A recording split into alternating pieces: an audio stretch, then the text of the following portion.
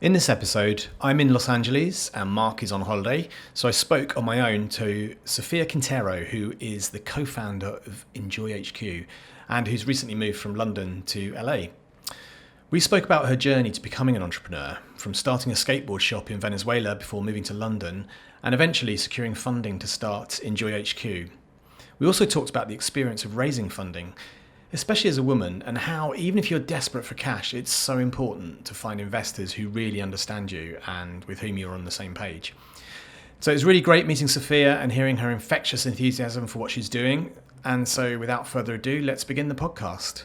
I'm David Hart, and this is Behind the Screens. This is Behind the Screens, a podcast about growing an international SaaS business, brought to you by David Hart and Mark McDermott from ScreenCloud. Right, I'm here in Los Angeles with Sofia Quintero.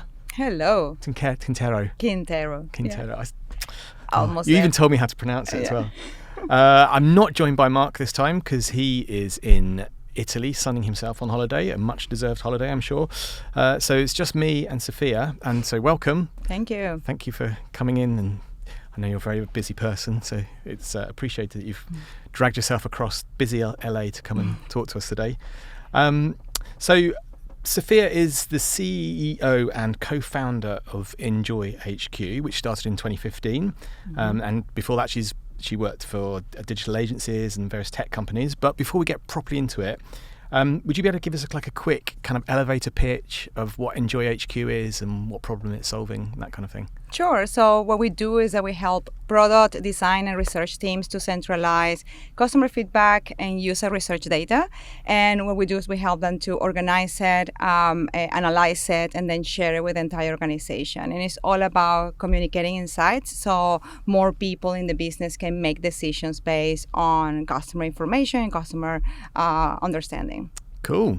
Sounds good. At ScreenCloud, we're totally into that as well. We're kind of not that we're not doing the same thing, but we're really passionate about the fact that there is hidden data or unrealized data sort of hidden within organizations, and actually we see public screens as one way of surfacing that data and giving it some sort of value. So we're kind of we're both I guess passionate about unlocking value from data, so that's great.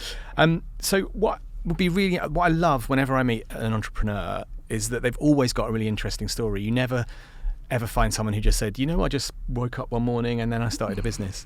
Inevitably, in order to get there, they've normally gone through some kind of journey. And I recently read an article in Tech Republic, which was quite interesting, specifically about you and how you were in Venezuela and then you came to the UK. Do you think you might just sort of, just give us a little bit of between what kind of led you up to the point in 2015 when you thought, okay, now's the time to EnjoyHQ is a thing that the world needs, and I'm the one to deliver it. How did you get there? It's probably a long story, I'm sure. But I'm gonna try to go through little stages as quick as I can. I was always interested in doing my own thing, to start things from scratch. I always wanted to just be independent, and I started having this sort of inclination, if you like, to start tiny businesses. Even when I was a child, I remember I traveled to visit my uncle in US, and they live in Texas, and I was 12 years old, and for some reason I come up with this idea that I could put together and build some sort of flowers out of toilet paper. It was just a horrible product to sell. But in my mind, that was going to be excellent.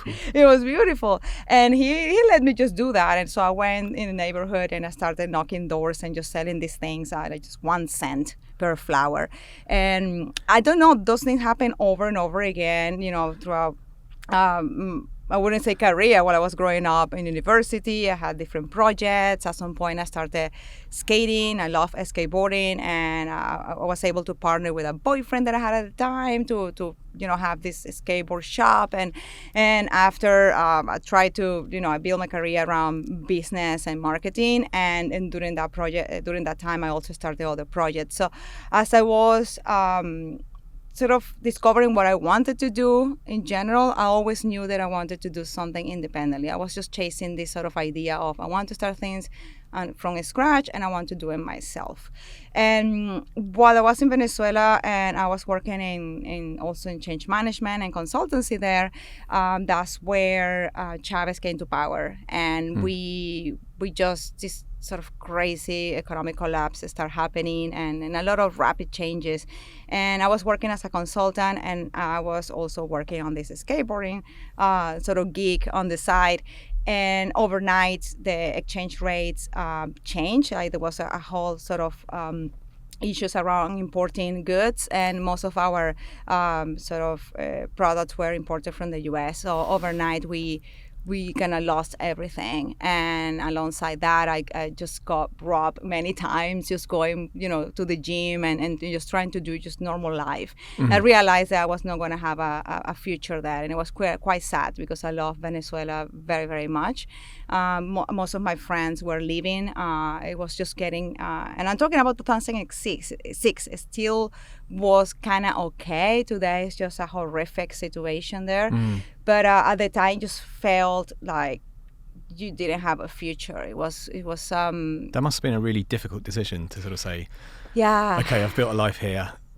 I'm gonna start all over again. Especially when you love the place. I had all my friends. I had like these big dreams. I was like a middle class kind of person, so I have all these illusions, and I wanted to create my own business in Venezuela. The skateboarding shop was a little hint of what it could happen. So later I decided, I just need to go. So I did, and I moved to the UK, and it just was literally starting from scratch again, like the typical immigrant kind of story. So I didn't speak English at the time, just very basic English that you get from school. And I just had to learn English. I had to take any job that I could. I couldn't transition to kind of similar jobs in the UK. So I went through that process of discovering like myself again and who I was, and always with this sort of idea that at some point I will start my own thing. But I had to kind of pause those dreams and just understand, how England works and how I was going to just find myself and build my career again. So that took me a while to get there. And one of the first jobs that were not about, cleaning toilets or serving sandwiches was in digital agencies. And I really enjoyed it, but I discovered it wasn't the thing for me either. And then I started kind of got opportunities working for tech companies. And most of my career after starting EnjoyHQ was very focused on growth teams and marketing, acquisition, and retention for SaaS companies. And over again, through all the years, from working consultants in Venezuela all the way into agencies and different sort of jobs, I saw this always the same pattern. People struggle to understand customers. People struggle to get the data that they needed to make decisions. People struggle to, different teams struggle to agree on, what do we know about customers and how we can serve them better. So there was a lot of like common sort of patterns that I recognized through all these jobs. And in my previous role as a head of growth at Geckoboard, I decided like I really wanted to do something about it. So I just basically started, first of all, solving the problem for myself. I really wanted to find a way to have clarity around what do we know about customers and how to collaborate with other sort of teams to identify those insights.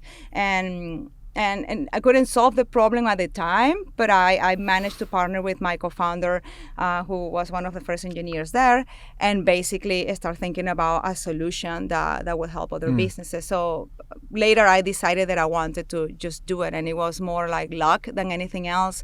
I was invited to speak at a conference in Portugal about the growth of Geckoboard and how we achieve what we were achieving at the time. And I was lucky to meet a micro VC there and share some of the ideas that I had around the problem space. And we had a meeting after the conference in London, actually. And very quickly he decided that, we should pursue something. And I said, okay, cool. I didn't know that could happen. So I just took the risk and did it. So when you were kind of thinking, okay, so was the point when you said, okay, I could do this, or had you already decided one way or another I'm going to go off and set up something that's going to look a bit like EnjoyHQ? Not necessarily. I think I was just thinking about this problem. I was just thinking like, how can we use all this data? How can we organize ourselves better so we can understand customers and the experience? I just was so focused on that. I just didn't necessarily have the idea of this is the solution and I'm going to build it. It was more a discovery process within how I wanted to solve the problem for myself, and then I started speaking obviously with other businesses and understanding what that might look like for them. Okay, so we've got to the point. So you're in 2015. So you've done your, you've kind of been to your conference in Lisbon, come back, and someone said, "Look, what you've been talking about sounds really interesting. I'd like to kind of help you." Had you any experience at that point of investors, or even considered what an investor was, or had you thought about how you were going to fund this idea? I had absolutely no idea of what it meant to raise money for a business. I was just so focused and excited about solving the problem, and I was just so excited about talking about the different ideas that I had with people. So in fact, when I met Alex from Fiber Ventures, the conversation was not about I have this idea and give me some capital. It was more about I have these ideas and this problem that I would love to solve, and I just want your thoughts on it. What do you think? You have invested in a bunch of companies. Is this something that can actually work? Do you see any potential there?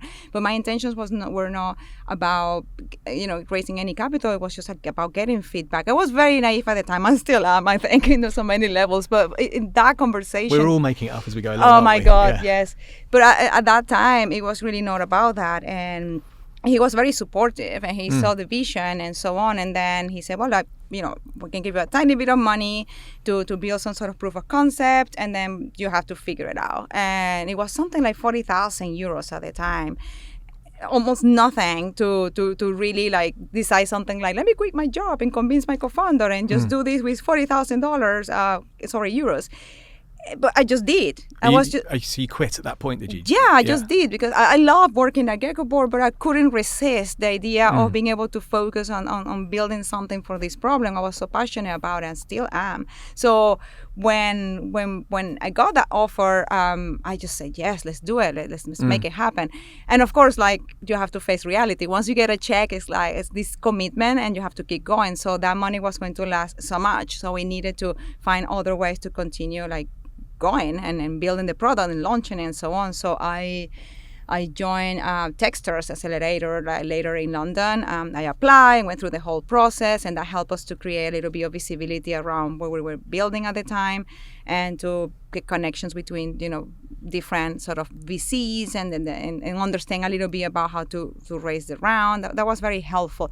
I also knew Point 9 Capital, who led our seed round from Geckoboard. They invested in Geckoboard. So I was in a couple of board meetings and I had the chance to interact with them. So that helped a ton, because I could come back with this sort of relationship and say, oh, you know me and you know what I've been doing in the past, and I have this idea. What do you think? So it was an easier conversation, because again, I wasn't necessarily pitching at the time. It was more like, I'm doing this thing. What do you think? And that facilitated things for sure. But I didn't know, even when we went through Techstars and you're being prepared to raise your round, I still didn't understand the magnitude of what that meant and what was going to happen next. So it was just so exciting and interesting. Yeah, I mean, I didn't realize until after we were introduced that we were both, so ScreenCloud has also been invested in by Point 9, and we were talking earlier about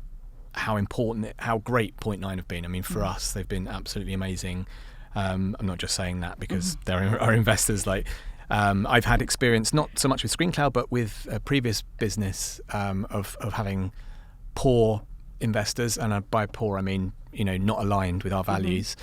And I think it's so important. It's one of those things that when you first start out, you're so grateful for the fact that someone wants to give you money.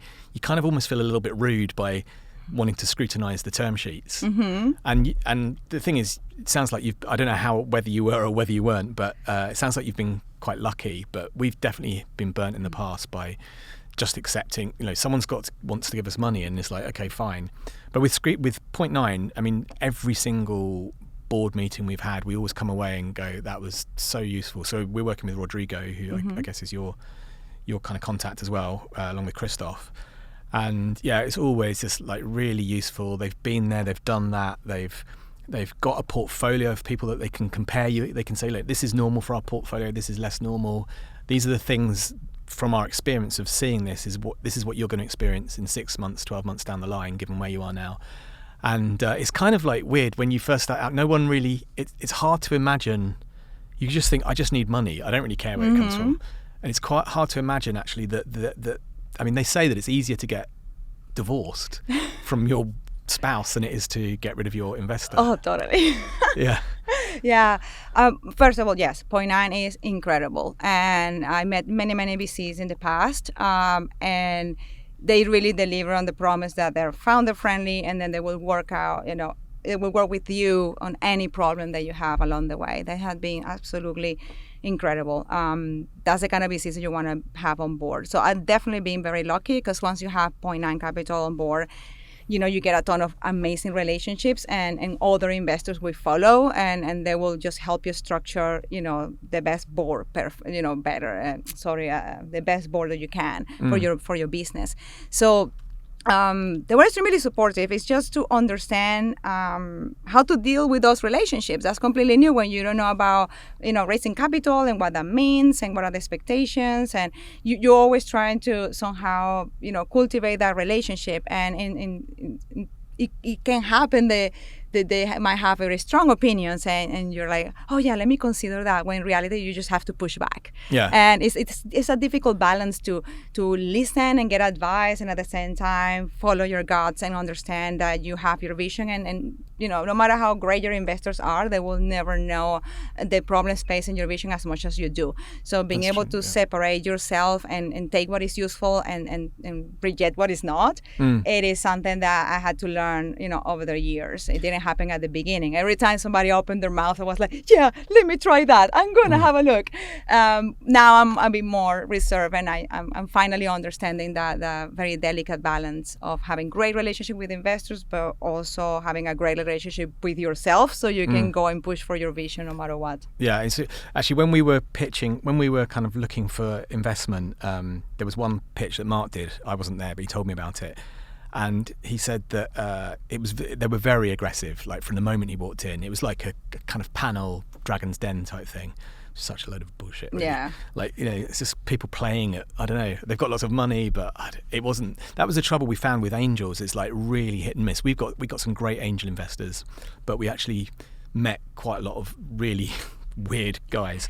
Yeah, mainly it's so guys. Strange. I had some crazy experiences. Like I pitched to this very, very famous VC firm in Europe, and it was as a room. That's another thing. Pitching when you're a woman, like it is a different ball game, because you're pitching 99% of the time to a room full of guys, and there's nothing wrong with that. But if you're pitching for a long time, it just feels exhausting, and you start judging yourself like, oh, is it me? Is it because I'm a woman? Is it because the idea is no good? You start doubting yourself when you don't need to.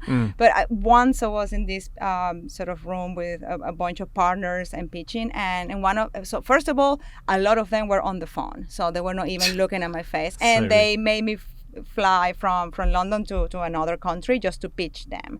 So I was like, okay, cool, they're very interested. So that was the thing. Like, most of the conversation I was having it on my own, because they were not looking at me, just looking at the phone. And at the end, people were coming in and out, and it was just such a horrific experience. And even if I were interested at the time, I would have not done anything with them. Yeah, and I will never. And that's the thing. Whatever business I build in the future, that just is with me now. So I cannot get rid of it. It's a bad branding. So I will never recommend them, and I will never pitch there. But they were so rude and absolutely disengaged. And it's like, what's the point to bring entrepreneurs to fly to your offices to then just sit down and look at your phone? It's so arrogant, isn't it? It was only one experience out of many, but it was strong enough for me to have a different view of VCs in general. Well, Mark was pitching to someone, and he was going through it was a very quick thing, and they just said, they came up with a criticism, which is fine. They said, I think, you should be doing this, or you should be doing that. And obviously when you're pitching, and also when you're working on a business, you're thinking about it for all the time. So you've already thought, they think that they're kind of coming up with a great idea. Hey, you know what you need to do? You're like, do you think I haven't thought about that? I've been working on this business for 2 years or whatever. I've been thinking about it. Do you think I haven't thought of anything that you've just come up with in 2 seconds? Yeah. So anyway, he came up with some kind of criticism or observation, and Mark went to respond, just as you would. He goes, well, actually, you're right, but you're wrong in this way. And one of the other guys on the panel said, why don't you just shut up and listen? You might learn something. Oh, man. Can you imagine? And then after, Mark he didn't, to his credit. I think I would have just walked out at that point, but he didn't. He kind of went through it and kept going to the end. But then I think the guy that was organising it, he just said, oh, any feedback or whatever. He just said, I'm not, screw you guys type thing. And then about 2 days later, one of this guy in the presentation, his PA got in touch and said, oh, we'd very much like to have a one-to-one meeting with you. It is mental. Are you joking? Do you honestly think for a moment we want you on our board? Yeah, it's a lack of awareness. There is a subset of people that are in those positions where they know they have some leverage, and maybe I don't know what happens there and how they build relationships or how they get to that point. But it's very disappointing that they could be rude. They might just play with you for 7 months, and you feel that they are interested and they're about to close the deal with you, and then that never happens. It's just there is a lot of things to learn when you are raising capital, and then you kind of only learn them when you go through them.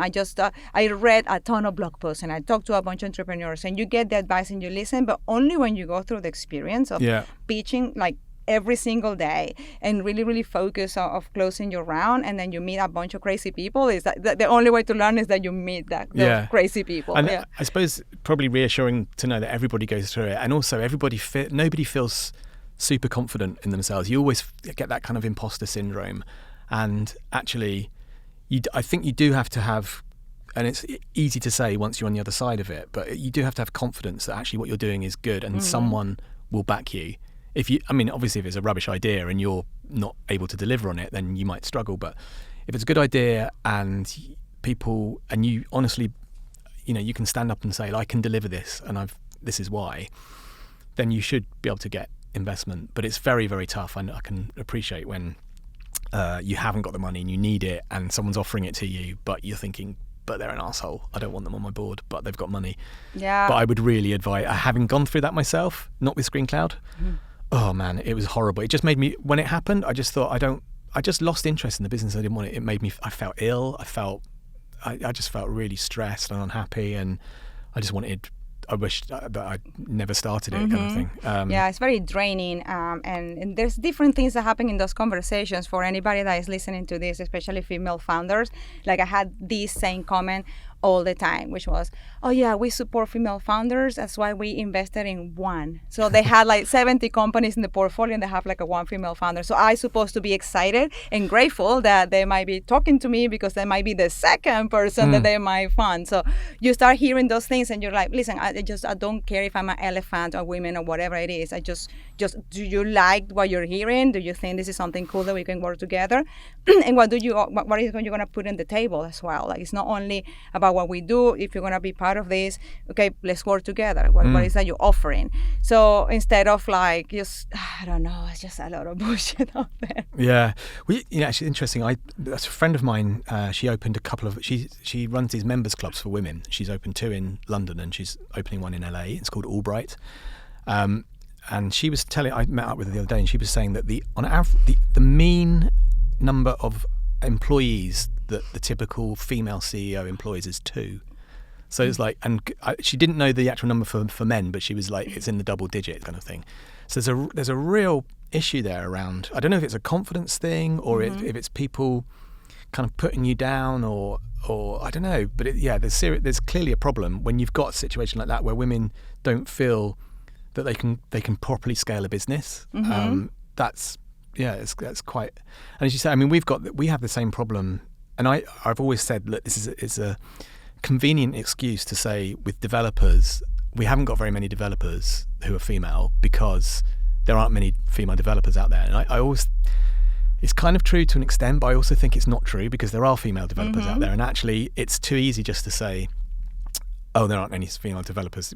You have to think about what kind of environment they're joining. If they walk into a room and everyone's it feels very unfemale friendly, then they're probably not going to want to join you, sort of thing. So it's definitely a challenge. But we optimize for hiring female engineers, and the way we do that is literally discriminating on men. Right. Yeah. No, it's kind of a joke, but it is true. We prioritize, for example, candidates that apply. So if they're women, we go first for those interviews.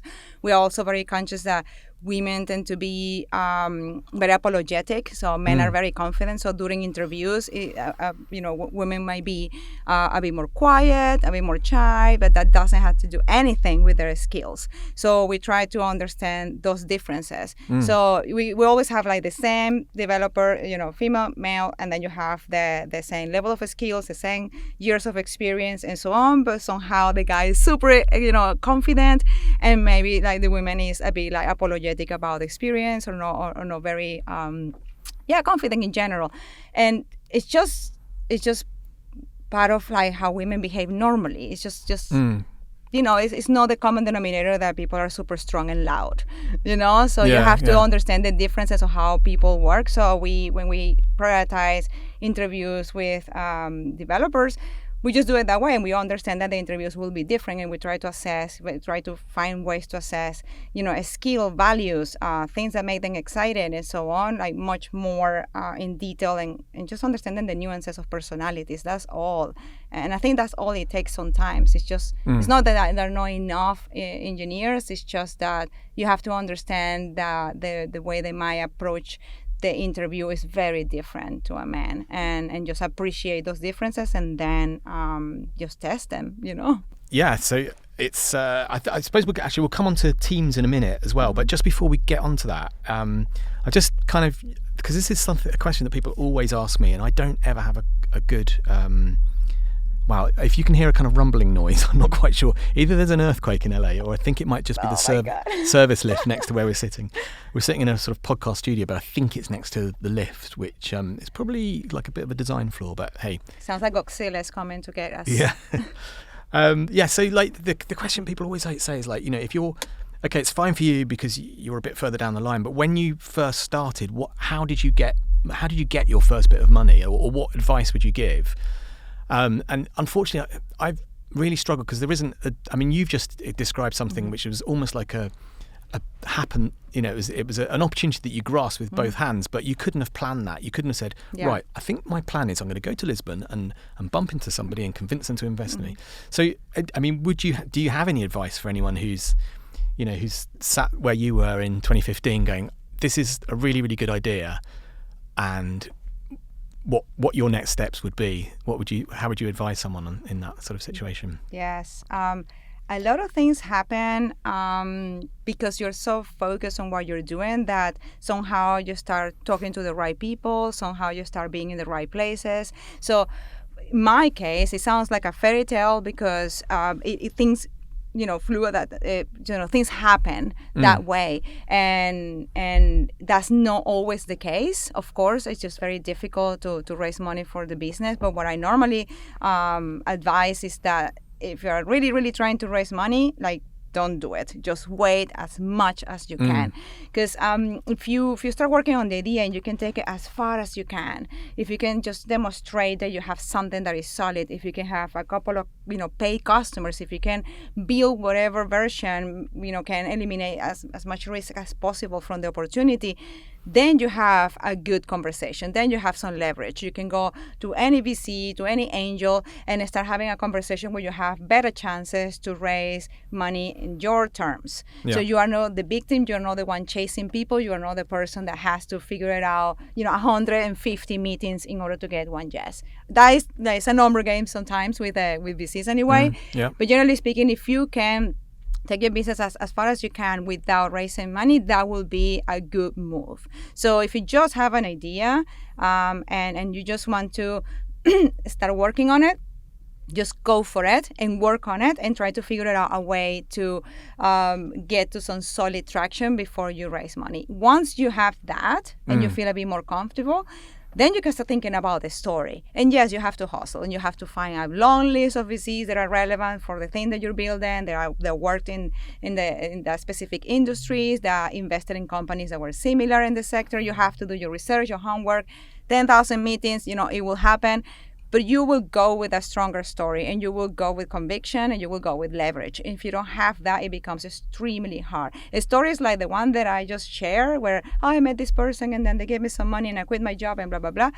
Those things are not common. I'm being extremely lucky, and that's what it is. And I was just very focused on building it, and those meetings happen because I was just trying to solve the problem. And that's an advice that I heard many times. But if those things are not happening to you, if you are trying everything you can and you're still not getting all these magical meetings happen, just know that you have to keep at it. You have to keep working on it until you have something that will be attractive enough to have better conversations with people that can give you the money. And it's just about meeting people and putting yourself in the right places and being confident. But the confidence, at least from my perspective, come from having something to show. Having something to say, I am able from nothing to build this tiny little thing, but if we had your help, we can totally kill it. So it is about confidence. Yeah, I think you're right, actually.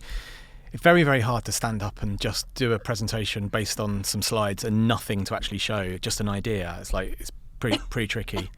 And having a bit of a that's good. We're just having a little cough break there. Yes, please. Just remembering those times, and it's me. Yeah. Because actually we were sort of, I suppose we weren't quite the same. So we funded it out of our agents because we already had a business. So we quite often did, this was a side project that we thought got really excited about, so much so that we sold our agency so we could concentrate full time on it. But we did that kind of we just got onto the sort of London Angel network and just went around pitching in that way. And there is a good. I heard it just reminded me of something that someone told me, and I can't remember who the quote is associated to, but it was a famous photographer someone said, how do you manage to? What advice would you give to someone to go and get the best pictures?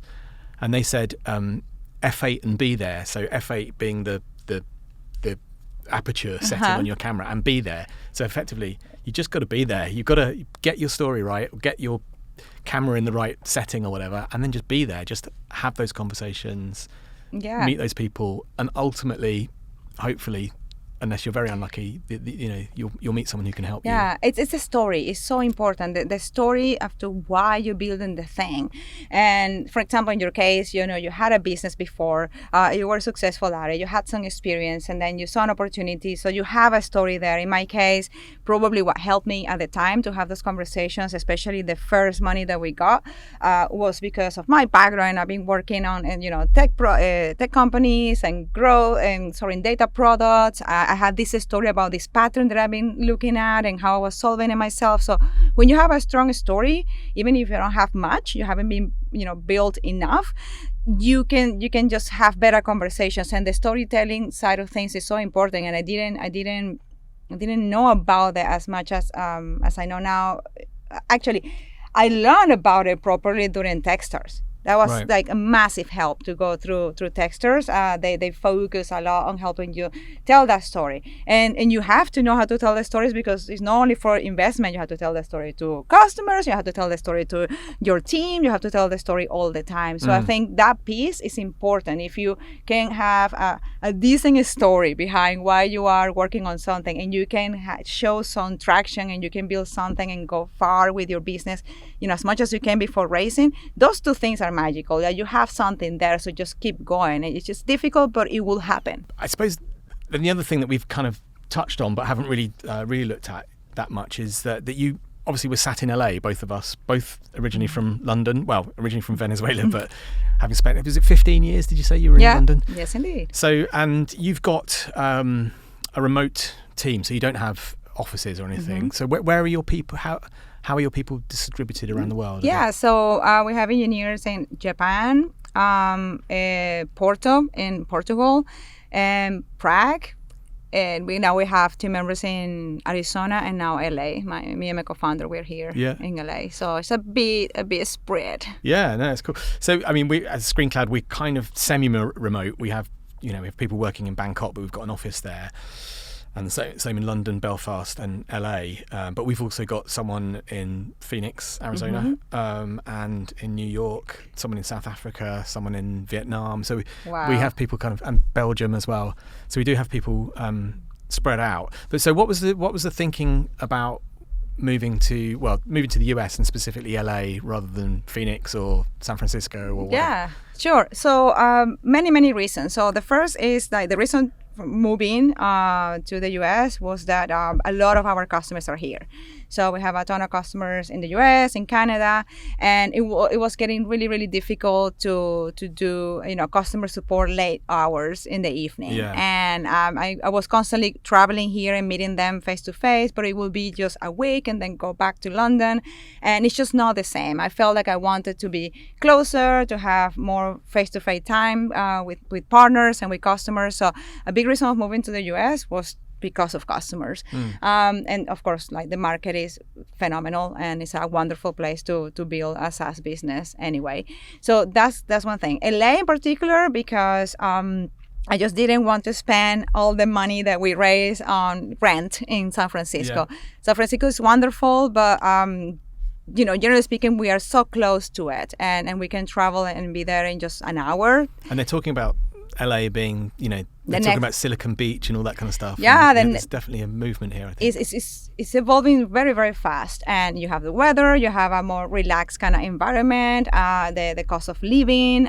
There's a lot of positive around LA, so I felt like it was a really nice place to start some sort of like an office and then spread. It will still be remote, but it's just to have a presence, and we can just travel very quickly to other locations and in the States. But yeah, LA is phenomenal, and I think it was a great decision. Was it something you'd always thought of, I'd love to go back to America, or was it more driven by the fact that your customers were here? And I guess the other thing is... You mean America as a continent or American as in here? As in the US. Oh, the US. Yeah, sorry, not America as the whole. I know you've kind of started there, but yeah, coming to the States, was that something that you kind of thought, oh yeah, I'd really want to do that one day, or was it more driven by the fact that the business? It happened gradually. So we came every year. We love going to SaaStr, for example. So we spent some time, and then we will be so excited, like, oh man, the conference was amazing. We met these people and we talked about this, and then we had this conversation with a customer, and that was just so insightful. So we will always be so excited about it. And so every time we kind of felt like, we should be here. We should stay longer. And at some point, we just decided, like, it's going to be a good move. Let's give it a go. Let's try it. Why not? And many companies in Europe have done kind of the same sort of approach. You have a development team in Europe, and then you just move some offices, commercial side of things of the business in the US. So that configuration, I've seen it before and it has been successful. So I felt like, okay, this is the right time to do it, and I just, why not? Yeah, and I don't think this is an absolute hard and fast rule, but I know that it certainly helps your case in terms of assuming if you do another round of investment, it will probably come from a US-based VC who probably want a founder at least to be based in the US. Yeah, it is a requirement. A lot of VCs here have that as a requirement. We do have two VCs that are here in the US, Social Capital and Venture City, and they didn't necessarily have that focus, that requirement. They're wonderful, but I talked to many in the past, and that was something very important for them. It's just, you have to be here, you have to have a team or some sort of presence for us to move forward. So I think if you really want to raise around here in the US, you can make the situation easier if you have some presence here, for sure. Yeah. And then in terms of managing teams remotely, what I mean, obviously you've been successful at it. Obviously it's still early days for you, but it's a model that you've seen work. I'm guessing it's something you're not planning to change anytime soon. Not at all. We're gonna really try to keep it going that way. We have like awesome inspiration from companies like Envision and so on, like Basecamp and so on, that they just build this model at scale. And what I love about it is just the ability to hire anybody in the world. I think it's wonderful. You want the best people. You don't want the best people sat in London. Exactly. So just having that flexibility is wonderful. You also, I really enjoy the diversity within the team, the different cultures and the different perspectives that they bring to the table. it has its pros and cons, of course, but as a structure, I think has worked very well for us. Especially now we are like so spread across so many time zones that we had to figure it out, the best way to keep communication going and collaboration going. Generally speaking, has been really great, and hopefully we can carry on doing that. I don't know if it's going to work at scale. I'm just hoping that we can make it happen, but generally speaking, I think it's possible. But yes, you say there are other companies out there that have done it successfully. Basecamp. Kind of the great thing about Basecamp as well is that they write about it, so they tell it, there's a playbook there almost for you to do it. But it does come with the challenges. I mean, we when we first started our agency, Luke, our third founder, so it's me, Mark, and Luke, moved to Bangkok and built a team out there. So we were always not exactly remote, but distributed. So we've always been kind of used to that challenge of making sure that as best you can, that there's not a them and us thing going on ever, because that can spiral out of control quickly and get very toxic. If you've got someone who's, especially with us, because we've got hubs as well, so what you really don't want is for people to think, well, the people sat in the hubs, they get all the juicy gossip and they're talking to the founders all the time, and the person sat in Phoenix, Arizona, never gets to speak to the founders, so they're passed up for promotion or all those sorts of things. You really want to make sure that doesn't happen. So the three things that we do is, one, we do every Friday, so I did mine this morning, we do a founders update video. So it's just very simple. We just do like a less than 5 minutes. This is what I've been up to, this is what I'm doing next week. So it's kind of like hopefully people feel that they're at least hearing from the founders on a regular basis. Then every month we do our all hands, which we do via video. So the last one we did, I was in San Francisco, in LA, Mark was in London, and Luke was in Bangkok, and we did it that way. And then every year we have what we call ScreenCloud together, and we fly everybody to one location. And that's it's now we're up to 70 people. It's getting quite punchy in terms of how expensive it is. But actually, we kind of think it's really, really good. And the thing that we did our first one last year in Poland, and actually what we found, because we tried to structure it. We thought, we've got to structure it. And what we found was the thing that worked the best was the least structured thing. It was just a walk up the mountain. And that was when people were just, talking to each other, and suddenly you found you were just walking and you weren't talking about work, and you were just walking along with somebody who, you might never have spoken to otherwise. Yeah. So it is a challenge, but I think, as you say, like using technology and using kind of good practices, you can make it work. And I think it's kind of the future as well. Like, absolutely, like the new generation of people coming to the market and looking for jobs, they are expecting that they will have flexible sort of work environments, and they will be able to have the control on their own time and so on. And there's a lot of competition out there, so you have to be able to understand that if you want to tap into the best talent in the world, one, is distributed, so it's going to be somewhere else, not necessarily in your city. And second, there will be, we hire very experienced engineers, and that's the only type of job that they like to do. They just don't want to work for any company that is not remote. And then more and more and more, we had conversations with people that is just the most important part. Apart from being exciting, and it has to be like a difficult problem to solve, and all the different things that you expect from a job that will be interesting to you. The remote side of things is becoming a very hard requirement for a lot of talented people of all ages. But I think particularly for young generations coming in, that's going to be a very important factor for decision in terms of what job to take or not. Yeah. I think that flexibility thing is so key. Actually, one question I was going to ask you, because we're kind of getting to the end of the session now, but. And this might tie in with that flexibility, but you mentioned at the beginning that you started off, your entrepreneurial life was selling skateboards, and now you're kind of in the, I don't know if it's a skateboard capital, but there's lots of people skateboarding along the Strand and stuff. Is that something you've managed to kind of pick up again now you're back in? Yeah, absolutely. So in London, as you know, it's very difficult to just get 3 days straight with sun and dry. So basically, I kept skateboarding. I started skateboarding when I was like 22 years old. I started late when I was finishing university. And I did that for a while when I was in Venezuela. That was awesome. When I moved to England, I had to pause that and just focus on putting myself, together there, and then try to find my way in London. and the weather and so on. I just couldn't spend a lot of time skating. But now that I'm here, that's the first thing that I bought. I got my skateboard, I old one, but I bought a new one, and I'm just doing that if I can at least 3-4 times a week after work, during the weekends. Do you just go along by the beach, or do you go to skate parks? Or yeah, I love street skateboarding, so I would just skate on the street. I go to the beach, by the beach as well. But I love tricks and practicing stuff. You will find me in a parking lot doing some sort of weird tricks with my co-founder, who also skateboards. Oh, that's pretty handy. Skateboarding, yeah. Who's better? I'm definitely better. No, it's not true. He's great. That's great. Yeah. So I mean, I think it's so important to. There's a great book, and I can't remember the name of the guy. It's so bad, but it's called Let My People Go Surfing by and it's the guy that started Patagonia. So I always thought that flexible working was like a relatively recent phenomena, and it's actually just us cool kind of. SAS type people that have kind of discovered it. But actually, in Patagonia, whenever he started, which was back in the, I think 60s or something, but he's always had that approach. And there's a classic quote in there that he said, so he hired lots of surfers and that kind of stuff. And he said, the true surfer doesn't plan to go surfing next Tuesday at 2 p.m.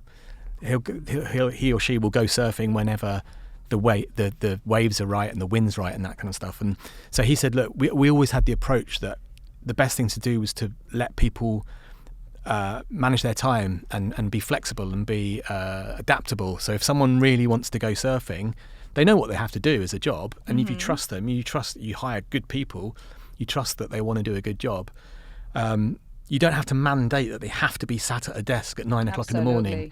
And if you go, well, actually, there's this really lovely, really great Bikram yoga class that I want to go to, but it's only on at 2 o'clock on Friday afternoons. You should go and do it. And because I trust that you're going to do a good job, and the fact that you've gone off and done yoga, brilliant, even better. So for me and Mark, we both. So my thing is running, and I really love running, and I'm not very good at it particularly. I used to be good when I was a teenager. But how can you be bad at running?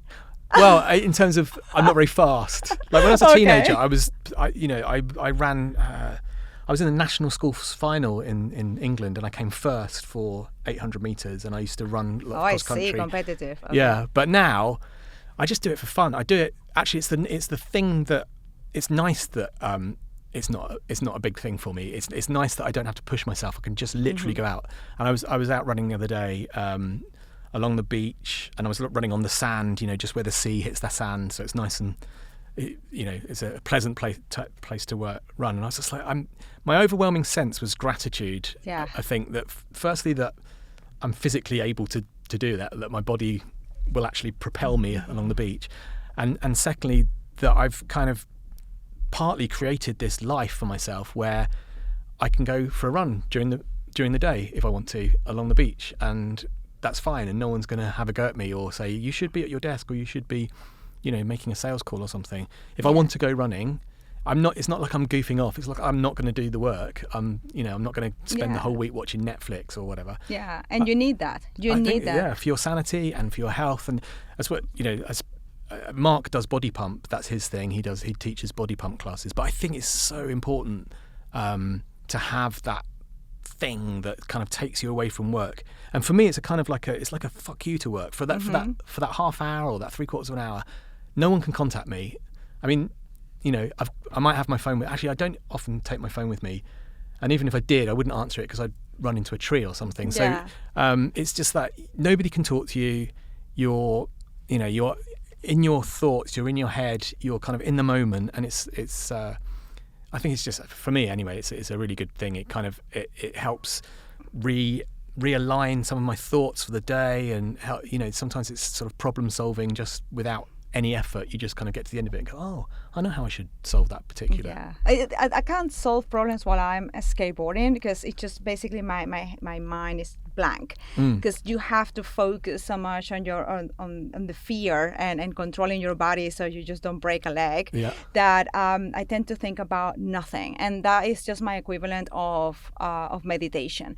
I just find this blank space in my mind where I just so focus on the movement and what I need to do that I can completely disconnect from reality. It's just this awesome flow experience. And for me, like, skateboarding is very special because it has so many parallels with business. It's a solo game, so you're competing with yourself, even though you're competing with other companies. But generally speaking, as a founder, you're competing with your ability to build the business and to be confident and fulfill your vision and so on. It has a ton of risk. You have to constantly practice just to get a little bit better every day, but it's just really hard. It takes a lot of years to actually do something great in skateboarding. So for me, it's a very special thing. And then I love being part of the community as well. The industry in general, the community within skateboarding is very special. It's a bit like the surfer community. It is when you are on the street and you see somebody skateboarding, you're just like, we have this thing. We know that this is painful. We know what it feels like. It's just this weird connection. So I think, like, for me, that is my way of coming back to myself and to get centered and to feel healthy and to relax. And it's very special. It's something that I try to do as many times as I can. And I really try to focus on no, skip it. It's very easy when you work the whole day and say, I just want to sit down and just chill for a second and make a glass of wine. It's so very easy to do that. And I just really drag myself. I get my board and let's go skate. It always feels so much better later. Yeah, you never regret it. Never. And then going back to your point of flexibility and then the team. So one part is, yes, as a founders, we can have that freedom of say, I'm going to stop now and I'm going to do this. For me, it's very hard because you just focus so much on the business that it's difficult to stop. But I think for your team, I have a couple of team members that had the first baby while working with us in the last 2 years, and they come with their babies and they have the stand-up call with their babies, and they work in different hours. Sometimes they work during the evening, even though they work in Europe, so they don't have to, because they want to spend the whole morning with their baby. So they have the opportunity to really design their day in a way that they are the most productive, and at the same time they can really share experiences with their children without having to sacrifice a bunch of things. So cool. It is really awesome, and they share their experiences and we see their babies grow. So it becomes like part of the culture, and everybody's sharing different sort of lifestyles. And since we started, I only see just productivity. They're super committed and they love what they're doing, and they take that freedom very seriously. Nobody's just abusing that. It never happened to us, and I just appreciate that very much. Yeah, and I think it's kind of the new reality of, the whole work from 9 till 6 and take an hour for lunch, and that's based on the Industrial Revolution, when you were sat there putting things on a production line. And actually, it's not how people work. People aren't magically productive at 9 o'clock and then stop magically being productive at 6. They might. For me, I like getting up early. When I'm in the UK, I get up early, I do a bit of work, I might go for a run, come back and do some more work, and then I might go and get the kids from school, and then I'll work after. I still probably do. I definitely do a full day, and sometimes more than a full day, but I'll spread it out and do it at times which suit A, what I'm doing in my life, but B, when I'm feeling most productive. Because I find that in the early evenings actually is when I get really kind of suddenly everything starts clicking. So it's good. I think it's great that and it comes from the top as well, encouraging your staff. Look, it's okay to spend the morning. Actually, it's good. You should spend time with your children, because actually your children are only children for a very short space of time, and you'll resent it if you. Absolutely. And then why do that? Why you cannot have a full life? Why you have to have this compartment? That word in English, we're gonna have to edit this. Compartmentalize. Exactly. Your life is just a whole thing, right? It's a whole thing. So you are a father, you are an entrepreneur, you are many things. So this division is a bit crazy, and it just comes from very old mentality. equally, it's just understanding that everybody's very different and people are creative in different ways. So I'm a morning person, and because of that, I used to I wouldn't say judge, but I will be very aware when our team members will be working until late. So I will be like, I don't work until late, you come back tomorrow fresh and so on. And I was just kind of imposing this idea that I felt bad that they were working over like late night. And then I just started talking to them, and I realized that, well, listen, don't stress, because I'm working until 11, 12 p.m. because I start really working in the morning around 11 a.m. I design my day because I like working in the evening. I feel better working in the evening, and I just take the morning like very easy. So, and I was, okay, cool. I was just very concerned about people overworking themselves, when in reality they were just actually managing their time the best way possible so they could be the most productive. So just really being respectful about the differences and the judgments that I had, and I got to learn a variety of ways of working that I didn't know, and people are productive in very, very different ways. And at the end of the day, it's about results. And whenever we have our plannings or reviewing, the things that we chip or the things that we want to do, you always see it, like everybody's giving their best, their absolute best. So why not? If you want to go to bed at 3 a.m, go for it. You know? You are responsible for your life as well. Exactly. Yeah, we're not your parents. Yes. You can do what you like. So I could talk about this all day, and it's been really interesting, but I think we need to probably bring it to a close now, because we've I said it was going to be half an hour, and I think we've probably done, I don't know, I'm looking at this, I think maybe in 50 minutes, 45 minutes. So wow. It's been really interesting chatting to you, and thanks so much for coming in and battling with the LA traffic. How far away are you from us? Not that far away, like 30 minutes. 30 minutes. Well, still. So I really appreciate it. It's been fascinating talking to you and hearing your story, and good luck with EnjoyHQ. I'm sure we're going to hear more and more from you guys as you continue your successful trajectory into stardom. Wonderful. Thank you so much for having me. All right. Thanks, Sofia. Cheers. Cheers. That was Behind the Screens. If you liked what you heard, please leave us a rating or review. You can find all of our podcasts at screen.cloud/podcasts. And if you want to get in touch about the podcast or anything to do with ScreenCloud, we'd love to hear from you. You can send an email to hello@screen.cloud, or you can tweet us @ScreenCloud. Thanks for listening.